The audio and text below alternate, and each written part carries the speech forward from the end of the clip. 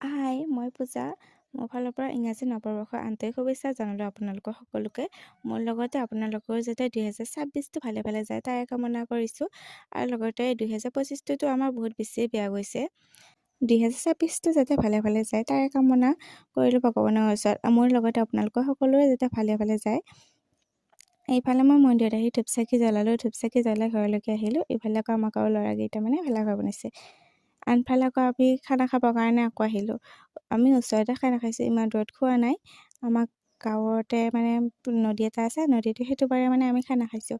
আনফালে আকৌ আমি পথাৰেদি আহিছোঁ, পথাৰেদি আহিলে মানে পটককৈ পোৱা যায়, সেইকাৰণে পথাৰেদি আহিছোঁ। ইফালে আকৌ আমাৰ খানা খোৱা ঠাইখিনি পালোঁ আহি। এয়া দেখিছে নহয় কি ধুনীয়া পৰিৱেশ, ওচৰতে নদী, তাৰ কাষতে আমি খানা খাইছোঁ। মানে পৰিৱেশটো ধুনীয়া আৰু আমাৰ গাঁৱৰ ঠাইগিলাও মানে ভালেই লাগে। দূৰত যায় খানা খোৱাত চাগে ওচৰতে খানা খায়ে কিবা এটা বেছি ভাল লাগে। আনফালে আৰু খানা ৰেডি হ'লে এতিয়া আমি খানা খোৱাহে কথা। যিহেতু আমি খোজকাঢ়ি আহিছোঁ, সোনকালকে যাব লাগিব আৰু ইয়াতে লাইটৰ ফিটিং নাই, সেইকাৰণে আমি সোনকালকে ঘৰলৈকে আহিবৰ কাৰণে সোনকালকে খাই বৈ আহিলোঁ। ইফালে আকৌ লাষ্ট পৰ্যায়ত মানে বাচন ধোৱা একো অসুবিধা হোৱা নাই, যিহেতু নদী আছে ওচৰতে। ইফালে আকৌ আমি ঘৰলৈকে আহিলোঁ। এতিয়া বাই বাই।